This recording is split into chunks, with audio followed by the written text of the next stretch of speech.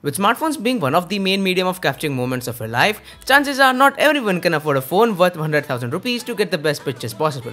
Now here's when a flagship killer, as many people say, comes into the frame. I know I am again late to the party, but it's better late than never, right?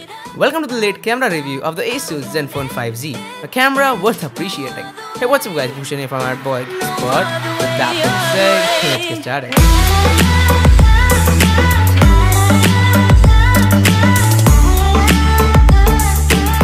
The Zenfone 5Z has 3 cameras in total, 2 at the rear which includes a 120-degree wide-angle shooter, which by the way is pretty impressive, and a normal 12-megapixel shooter coupled with an 8-megapixel front camera.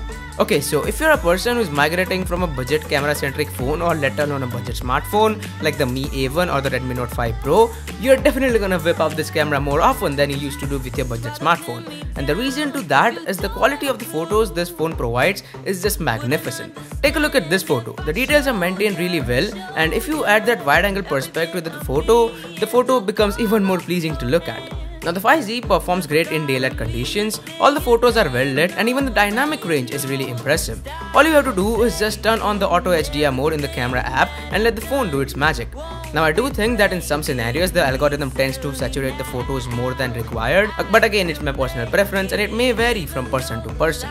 With that algorithm in mind, let's talk about the camera application or the interface if you will. The camera app on the 5Z is probably, if not then, one of the best stock camera applications I have played with in a long time.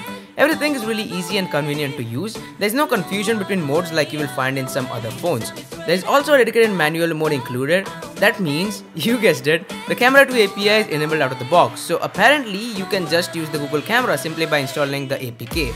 But I really do not think you will ever need to sideload any third-party applications because the stock camera in itself is really amazing, and I don't think you will ever require to sideload any third-party applications, let alone the Google camera. The Asus Zenfone 5Z can also record slow-mo videos at 240 FPS. Now of course it's not as slow as the S9, but son, it's a $700 phone we are talking about. Anyway, the slow-mo videos from this guy are pretty good. All the details in the shot are well maintained, and hence the video looks crispy AF right from the camera. Now recording normal videos from the 5Z is also pretty fun. You can record all the way up to 4K 60 FPS, which by the way is really amazing to have just on a phone. Now the stabilization on this phone is not the best but not the worst either. With videos out of the way, let's talk about the blurring of the background mode or the portrait mode if you will. The portrait mode on the rear camera works really well, and Asus also provides you to tweak the aperture value while clicking the photo. But I would not suggest you going past f4 because the photo will turn out way too weird if you go beyond f4. Now the portrait mode on the front camera is not the best. It tends to overexpose the highlights at times when you are in a harsh lighting situation. But again, I am not the best person to give a verdict on the selfie shooter because I really do not shoot any kind of selfies, let alone portraits, from my smartphones. When the lights go down, the sensor on this baby won't disappoint you. All the photos have ample amount of details and the photos really look decently lit up. But again, if you try to shoot in really low scenarios, the noise is again inevitable.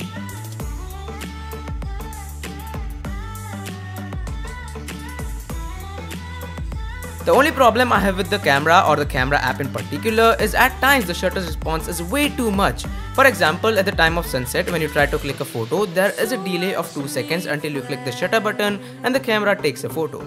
It's not a big deal for me, but I thought to just include it anyway. At the end of the day, the 5Z is still a great phone to own if you're going to be that smartphone photographer or just like to click photos in general. With that being said, I'm abgeekexpert and I'm signing out.